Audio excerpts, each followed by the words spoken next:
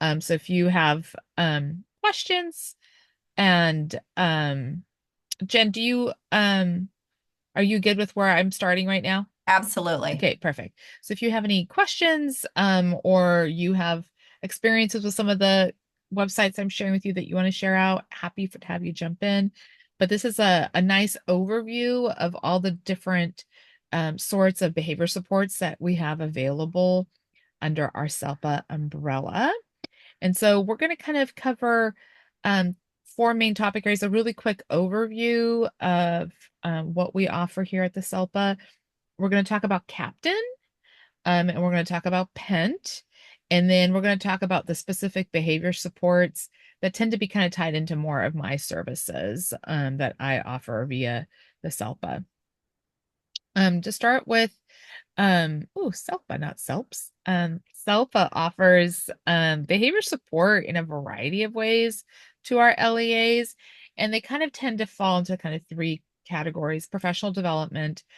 Jennifer all year is putting out this unbelievably massive, robust professional development booklet that highlights all of the professional offerings each month through our OMS site. And Jen, jump in and share any additional feedback that you have about that.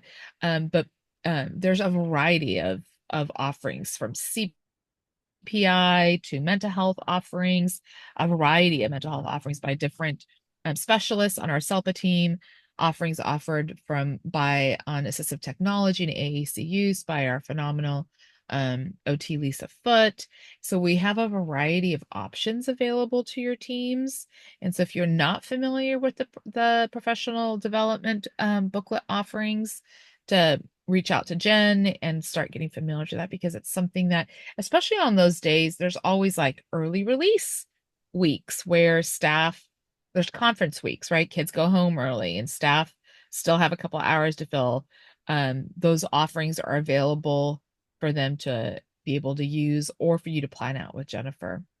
Grow, um, our SELPA 7 years ago developed a framework for serving our students with emotional disabilities and self-contained, the TLCs, TLPs. Um, Sometimes in the consortium, they're referred to as STEP programs, but we developed a framework for serving students with emotional disabilities. And some LEAs, like for example, Santa Maria Bonita does not have a Grow classroom right now, but you have lots of students with emotional disabilities. Same thing with, the county.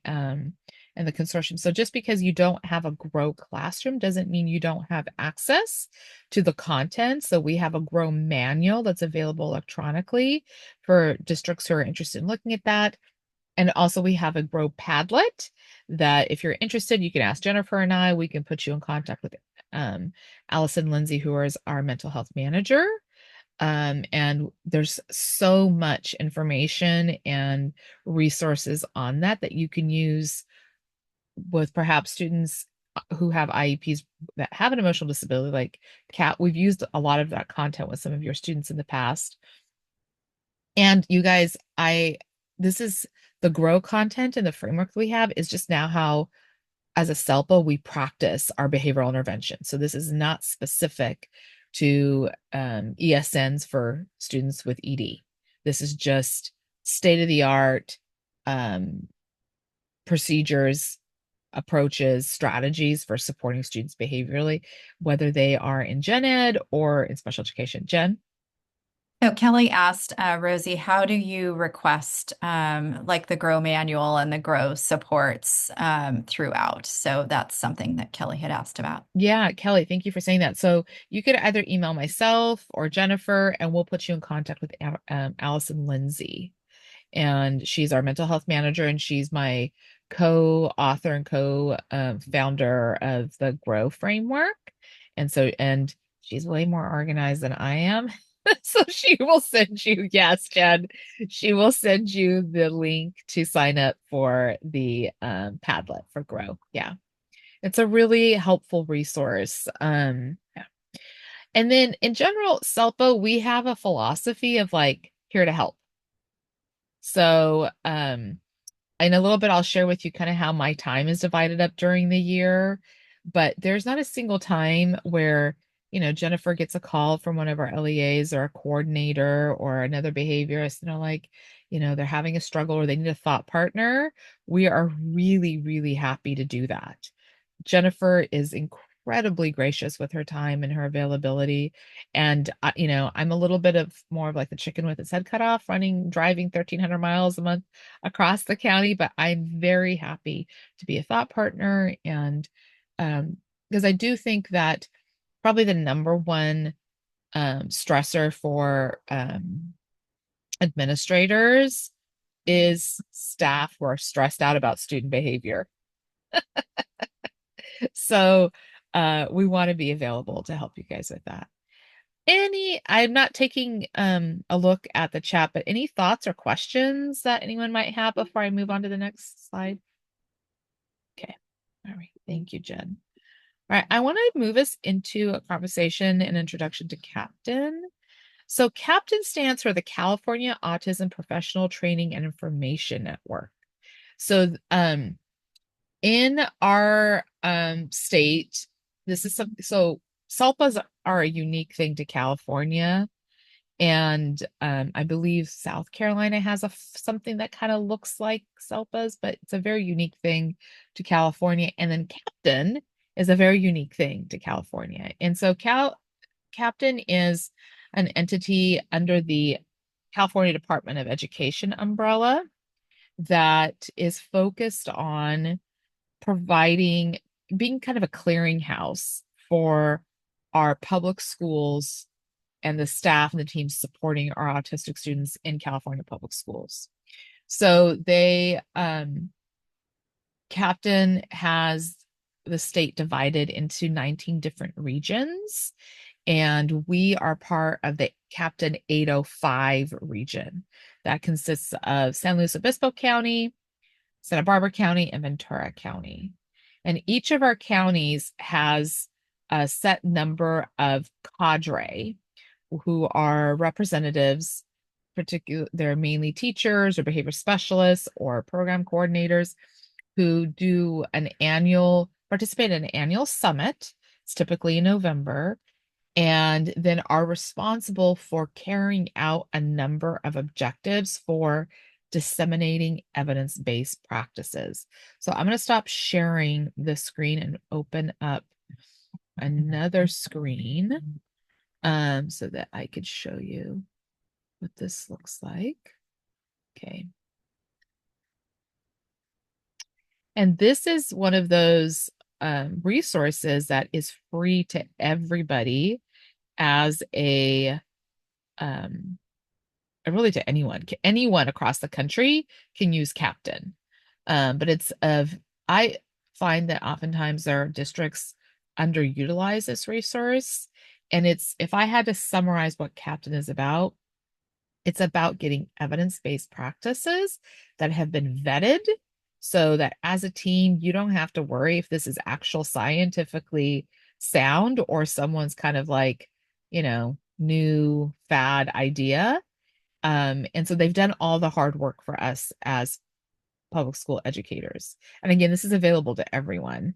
Can you guys see the website? Yeah. So then in here, my favorite thing about CAPTAIN is the Affirm Learning modules. And I need to show you that. So let me pull that up.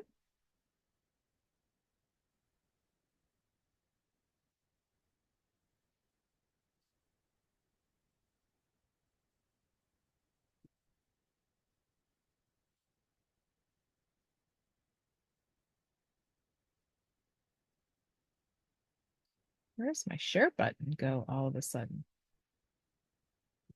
That's very strange. There it is.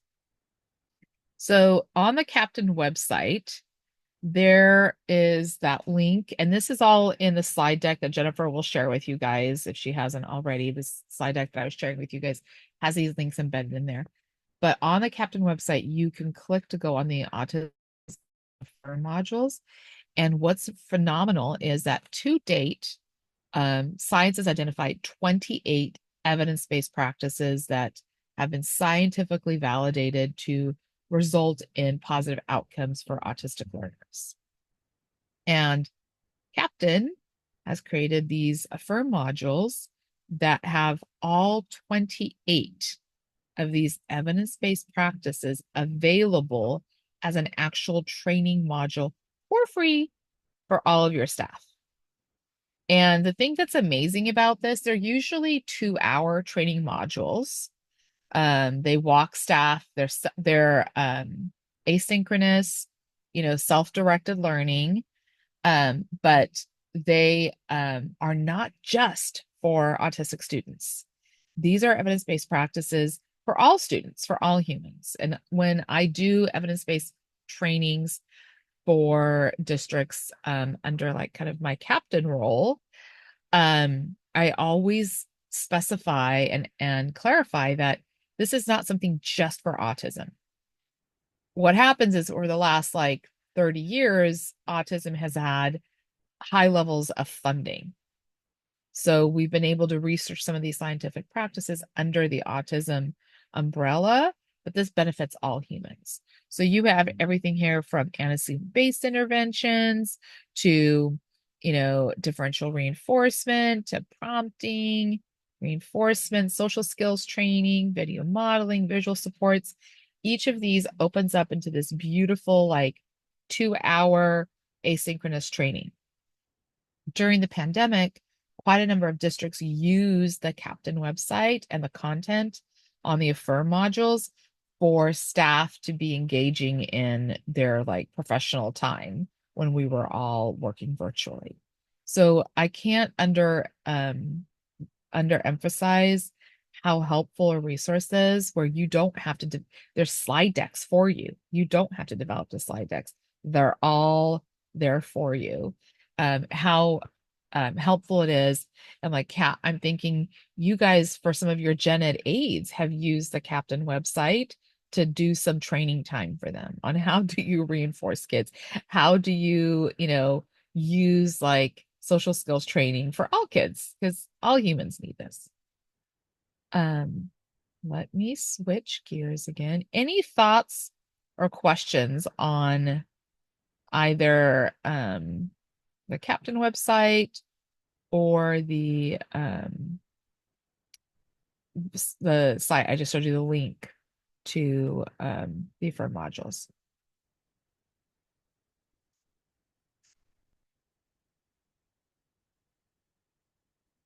Let's see what's on the chat. Oh, perfect. Just you putting. Okay. Any thoughts or questions on Captain? So for example, I think Kelly, you are at Santa Maria Bonita, right? So you have Yolanda Horton as one of the Captain cadre. So one thing that you can absolutely do is each cadre is supposed to do 3 trainings on evidence-based practices. And typically what cadre do is whatever their assigned sites, they do those Captain evidence-based trainings there. But that doesn't mean that you as an administrator can be like, hey, I have this site that really would benefit from understanding what autism is. We have a number of new students that demonstrate their autism differently or have complex disabilities that the site isn't necessarily familiar with. Yolanda, can you come and do a training for us? Kat, you have 2 cadre in your neighborhood. You have Sarah Gunn and Donna Todaro. Next year, after Donna retires, you're going to have Sylvia Baez and Sarah Gunn also available. You also have me available because I'm part of the services that Manzanita Special Education receives. So the idea being, and I think we had a couple other folks join us. I'm not sure where Rita or Heather. Oh, Heather, you're in Lompoc, and so is Jamie. But Roshni, I'm not sure where you're from, but that you guys are able to access some of these evidence-based trainings, not just from me, but from our other cadre. Okay. So maybe you guys as you're looking out right now for planning your professional development for next year, you can lean on one of the cadre members. For example, if there's anyone here from Santa Barbara Unified, you're like, you know what, we're going to have those that week for parent conferences in October. I'm not sure when that is. When the kids are getting early release, hey, I'm going to reach out to Jermaine and Rosy because I want them to come in and do some evidence-based practice training for our staff. Very happy to do that. Okay. So that's why I listed the cadre members and the link to Captain on there. All right. Moving on to PENT. So PENT is another, just like Captain is for autism dissemination of services, PENT stands for the Positive Environment Network of Trainings. So this is that little branch of CDE that's focused on how to support the educators across the state in PBIS, latest and greatest, and with a really big focus on developing really sound state-of-the-art functional behavioral assessments and behavior intervention plans. So our cadre, the website is on here as well that you could see when Jen put the slide deck into the chat.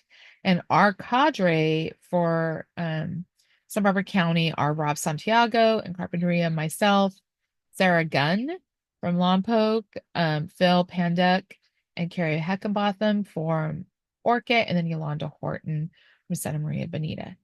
And so again, you may have a need that you're thinking, hey, next year, we would love to have someone come and do a training for our site. Maybe it's all of your faculty. I just did this for, oh, I'm blanking, Blockman, where they had the entire faculty and classified staff, all the aides, do like a behavior basics training on like what are the functions of behavior. You mean behavior serves a function? Yes. All human behavior, as challenging and frustrating or out of the blue it may seem, has a communicative function. And then what are some proactive strategies that we can use?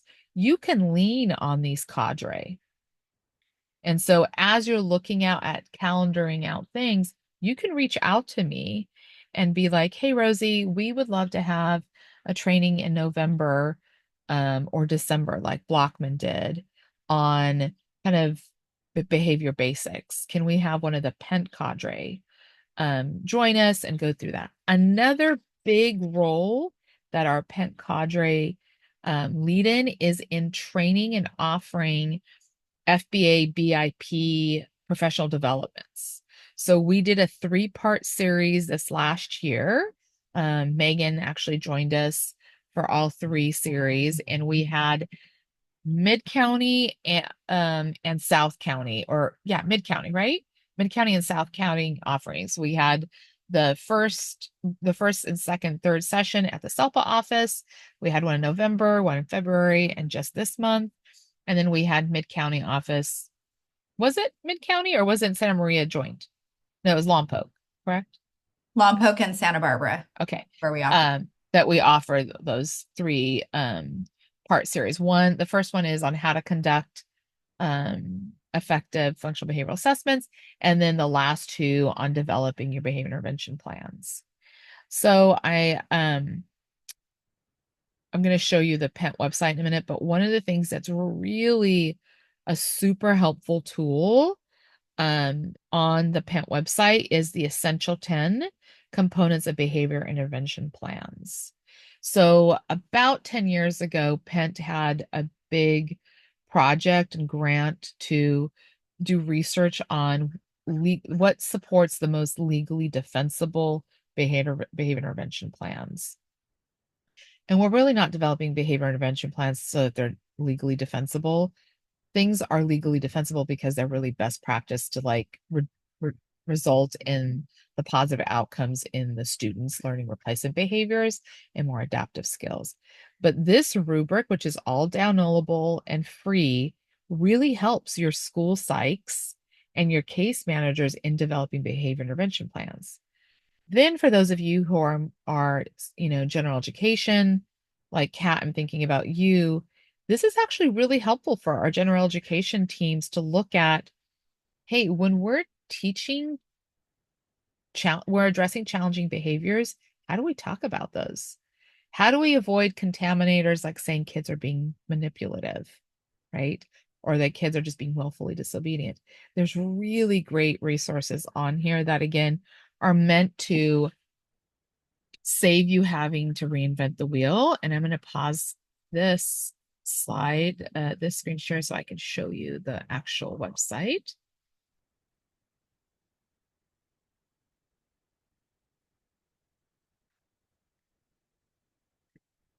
Okay, so the PENT website has just incredible information. They have how to work on different behavior plans, defining, challenging behaviors, environmental factors.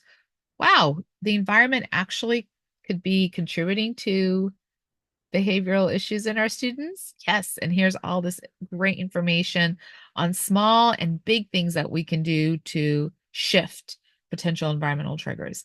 Um, a bunch of content on instructional supports.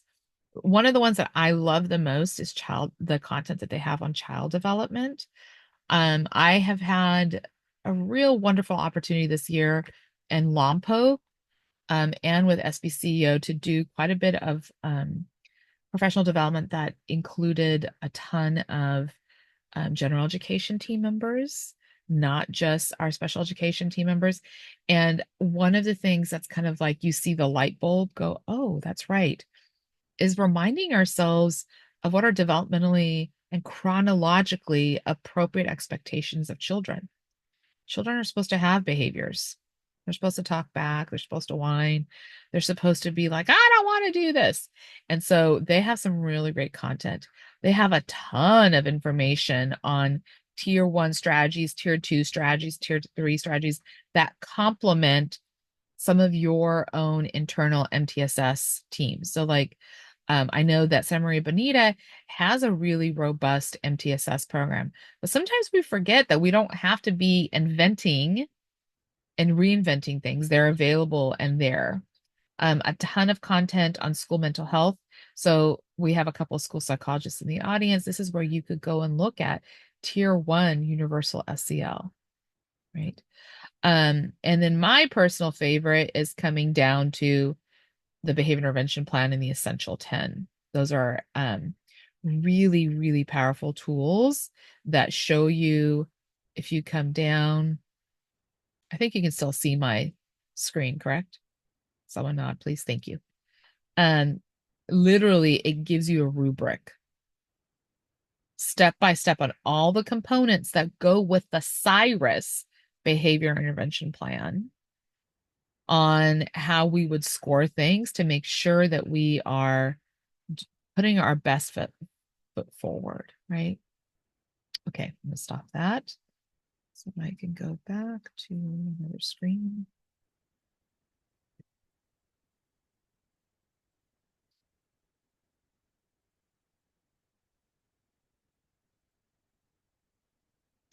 Any thoughts? Hi, Kristen. Nice to see you.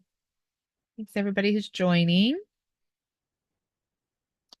Any thoughts or questions on the PENT content and the website I shared with you guys?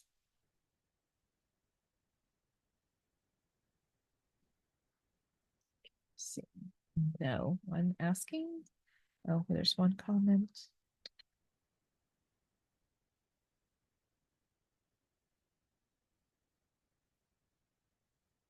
Okay, lovely. Thanks, you guys. Just again, quick recap with PENT. I know that many of you, especially those of you in the coordinator positions, are really working with your administrative teams looking at professional development for next year. And both with PENT and Captain, I would just encourage you to look at what's already developed for you. And that can be a tool as part of your orientation for new staff.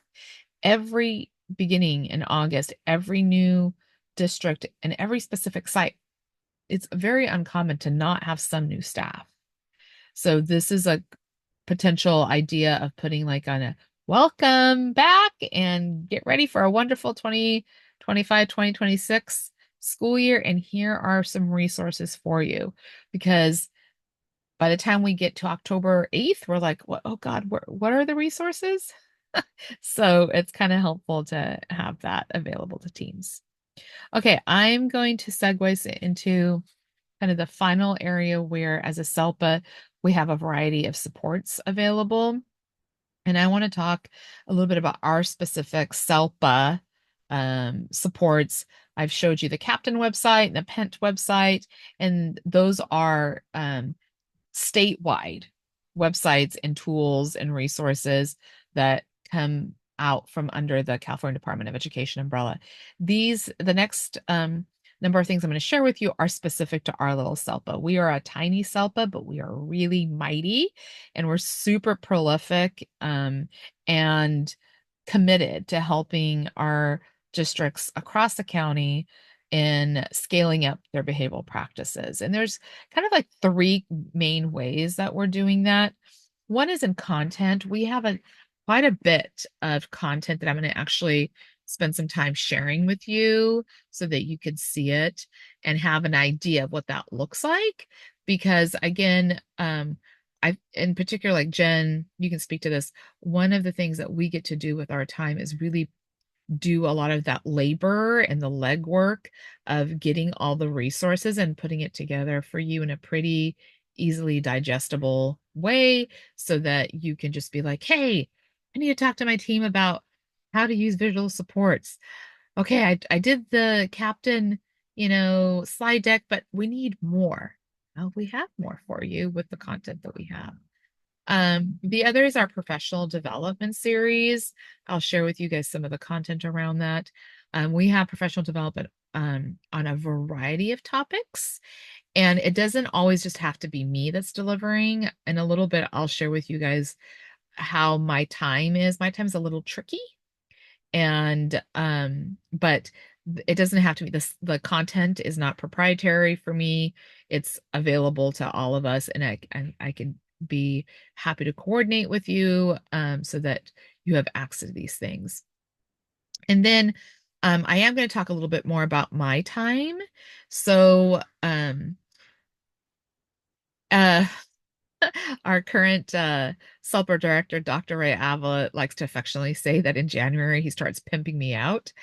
But my position is not a position that's like built into the SELPA budget. Basically, if LEAs don't need my time, then I don't have the days to offer support. So in January, Ray will send out, hey, Dr. Rosy Bucio is available to support your LEAs. Let us know if you're interested in purchasing any of her days. And then districts will be like, Manzanita Charter, we want 11 days again. San Ynez Valley Consortium, we want 100 days. Different LEAs will say, this year we want more of Rosy's days. This year we want less of Rosy's days. So the majority, about 90% of my time, gets purchased for the year. So that's a little sticky situation with my time. It doesn't mean that we don't have ways to get you guys the professional development content or schedule or incorporate you into some of my existing PD offerings. But I do want those of you who are here today as new administrators to know that it's not a, hey, next week we have like some time available. Can we like have Rosy come do PD? I wish we could do that. That's not how our SELPA has this set up. And so keep an eye out in January for those opportunities. Like, for example, Kat, you might be talking to Bob and Tammy and saying, hey, I know that Rosy does a behavior seminar series with the staff, monthly, but can we get her to come do a beginning of the year and a mid-year one for all the certificate classified staff? Might be an idea. Then also for those of you who may have, like I'm thinking of Kelly, Santa Maria Bonita does not necessarily have any of my contracted time because you guys have a really robust BCBA team. And so, but you may want to have time to like have a quick Zoom with me and be like, hey, in the last 2 years, what are the areas that, with your BCBAs? I've done this for Lompoc. In the last couple of years, what are the areas that you find that LEAs are asking for more help in training their instructional staff? That's what Jamie Johnson did last year with me in planning for this year, and we identified, you know, 10 different topic areas, and I worked with her BCBA team, her behavior support team, and we jointly worked on some content development that we've been pushing out this year. And that may be something that you will want to do with some of your team members. Okay. All right. I want to show you some of that content. Any questions on how my time is purchased? Okay. So I basically, just so you understand, I have about 10 days a year. That's for just general professional development for the SELPA. And it does get kind of swallowed up by some of my CPI trainings because I am also a CPI trainer for the SELPA, and I can do that for your districts. Okay. In terms of content, we have I have over 10 slide decks on evidence-based practices. Some of them complement the evidence-based practices that Captain has. So for example, Captain has a whole slide deck and training module on reinforcement. I decided I wanted to dive in a little bit deeper and do one more concentrated on how to use positive reinforcement in schools. And in a minute, I'll actually pull that up to show you what that looks like. I also have one on de-escalation strategies for everyday use. That's very broad. That is not just specific to kids with IEPs. Yes, all of my slide decks are with our special education students in mind because we are the SELPA, but everything applies to everybody. And then I also have a series that for each slide deck that we have, there is a corresponding behavior tool that has tips and strategies for how to use that specific evidence-based practice in day-to-day use with students. So this is stuff that's developed. It's pretty. It has the videos already like linked in there for you. So it could be asynchronous training, or it could be something that, for example, some of your school psychs or behavior specialists can deliver. So for example, with Heather and Jamie in the audience, these are slide decks that Sarah and Alex and Lauren, who are your behavior specialists, have been using at different sites with different teams, right? I find that one of the things that's can be overwhelming for team members and like behavior support specialists and school psychs is creating content. They have so many responsibilities under their umbrella that it can be very overwhelming to have to create content that's digestible and that's already been vetted, right? So that's why, this, 10 to 12, by the end of this coming summer, I'll have at least a dozen of these slide decks and behavior tools available for your teams to use. So that might be something for you guys to explore. I want to show you some of the actual slide decks so you have an idea what that looks like. Let me pull up reinforce. Oh, I'll just pull up visual supports. Okay.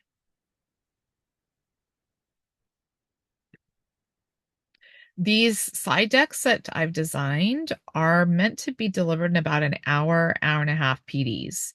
They are designed in mind with instructional support staff, aides and RBTs, but they apply to everybody. So can you guys see my visual support slide deck? Yeah, really pretty. And you can get rid of I can share these with you. You can download them and then customize them to your teams. But it has each slide deck has a science of. So we spend a good chunk of time, about 15 to 20 minutes, going over the science of the evidence-based practice. So this one is the science of visual supports. We go over what the science tells us about visual supports and really great links to videos that show visual supports being used in schools and with students with special needs. We go through, Sarah Gunn taught me how to embed video, so I feel very fancy now. So when you download or open the slide deck, you click on this and a slide deck comes up or video comes up that shows you a specific use of a visual support. For example, this is Dr. Mary Jane Weiss, who is showing us how visual supports are used with students, and there's examples so staff can see that. Here's another lovely Dr. Schmidt, who shows like some of the top 5 ways that visual supports video, like modeling, time delay, that are used, first then schedules, visual menus, and an actual video of staff using these actual procedures. There's this lovely woman who has this entire like library warehouse of using visual supports she's a BCBA, for students who have autism. And again, they can be used for all kids with disabilities and all kids in general education setting. So again, your staff doesn't have to go find these videos. I spent the time putting this all together, and they could literally watch this and see like, oh, that's how you do this. And then one of the points in showing these videos and going over what the science tells us of visual supports or positive reinforcement or anything else is to actually spark the staff's curiosity and helping them learn where to go and learn more, right? A lot of the learned helplessness sometimes that we see in our educators is they get so overwhelmed with where to start. Is this a good person on YouTube to learn from? Or is this not? Is this worth like my time and energy to do it this way? So this is part of the deliberate design in these slide decks was you can say, yep, this has been vetted by SELPA, run with it, learn, go grow, and do your glorious educating of students. There's a little section here on true or false about visual supports. And then again, summarizing kind of what science tells us. And then this segues into the actual behavior tool. So there's a behavior tool that goes to each of these slide decks. The behavior tool is meant to be a double-sided 2-pager that you print out and staff can use to remind them as they're trying to scale up these practices. One of the really neat things about getting to do this with a district over time, I'm going to go ahead and pick on Lompoc. So I've been doing this with Lompoc now this last year. I've done this with Manzanita for 3 years. Is that a lot of times staff, especially aides and the behavioral technicians and the instructional staff are like, we don't know what to do. We don't know what to do. In fact, they're doing so much. They're just not calling it the actual strategy. So like Kat, I see you smiling and nodding. And when they're saying, I don't know what to do, I don't know what to do, it's because part of it is they don't realize how skilled they already are and how many evidence-based practice and scientific procedures they're using in. And it's really cool to see over the course of time, like Kat, you've been there for years. So you've seen some of the staff that started doing the seminar series 3 years ago and where their confidence is now. Same thing with Lompoc, right? So the visual support tools, the behavior tools are really designed for them to have, like some teams have them laminated and just kind of hanging on a little cord on the door so that month they're focusing on one tool a month to scale up their practices. Do you guys have any questions as I actually then open up one of the behavior tools? Anyone have a question?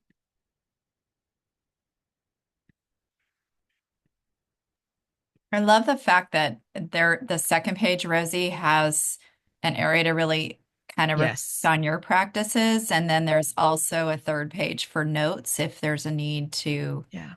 kind of think about things.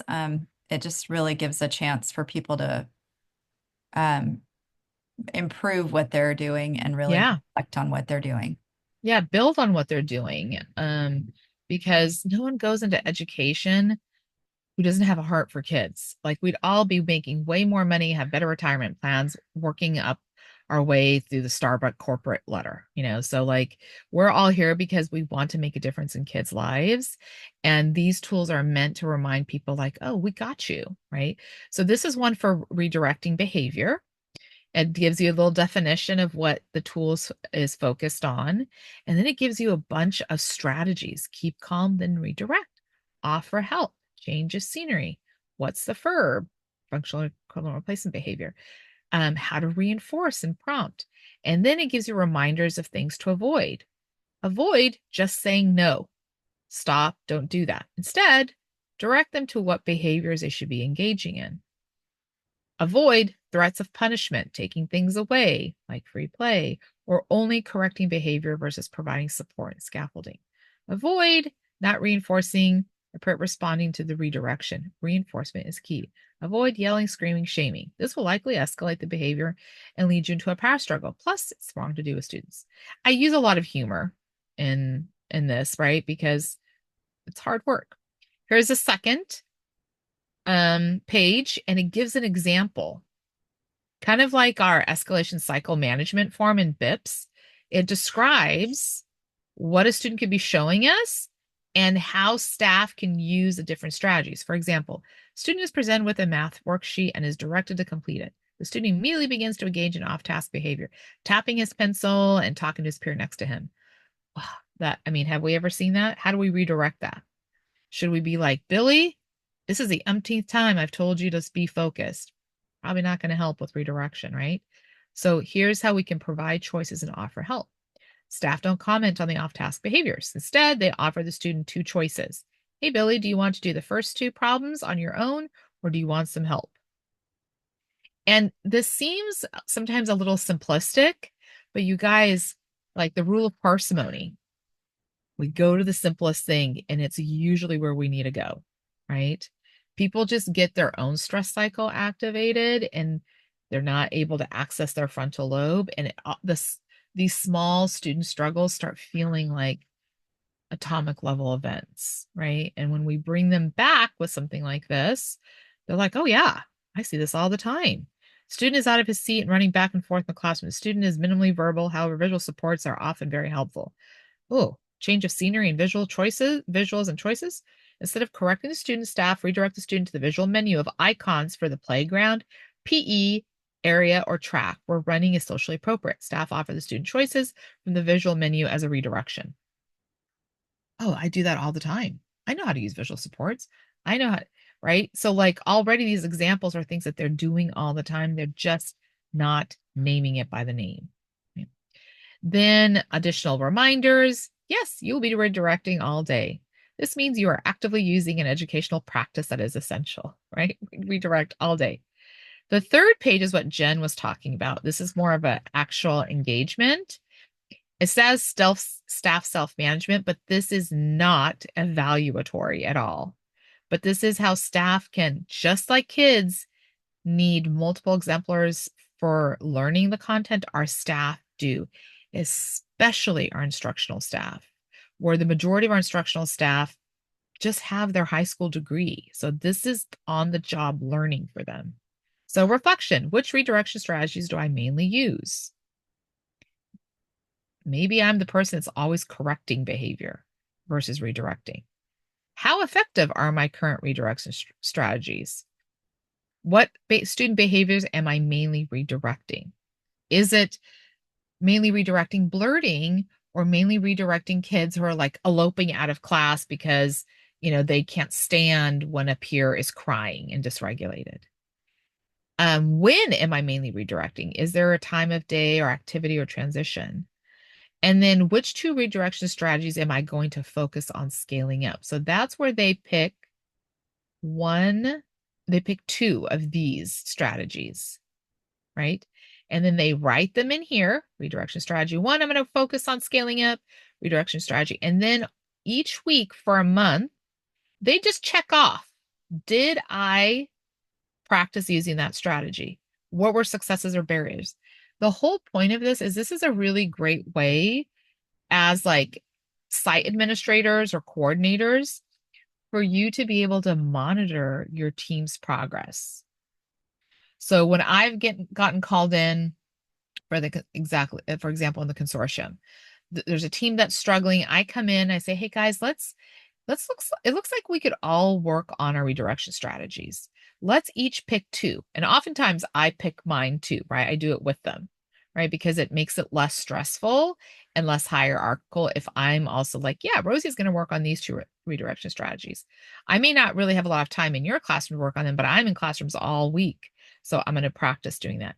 And then we're going to meet together and be like, hey, how's it been using those strategies? Why has it been hard to use those two? Right? Or what successes am I having? This is a really great tool for you monitoring staff development. I have had administrators also use this as a way to give very gentle but corrective feedback to staff of like, staff, there's always that staff member that tends to be a little too firm and a little too yelly, right? They sit at their desk and they broadcast, Susie, you need to sit down. Probably not the best way for us to be like redirecting kids. This is a really great first step in documenting those things and guiding them, right? And then the last page is just general notes. Okay. Any thoughts or questions on that?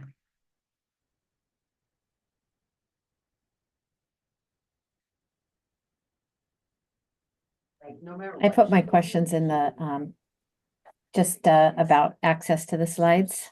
Yes. So you can have access. We are working. It will, it's currently not on there, but by the beginning of the new school year, you will have access. These slide decks will all be on the SELPA website. We just have to figure out how to do that. Right now, I can share them with you. So at the end of this slide deck, you'll see my contact information. And you could be like, girl, send me those. And I'll send them and make them available to you. And you can do as you please with them, right? You'll want to put, for support staff, use these as already like a jump start to.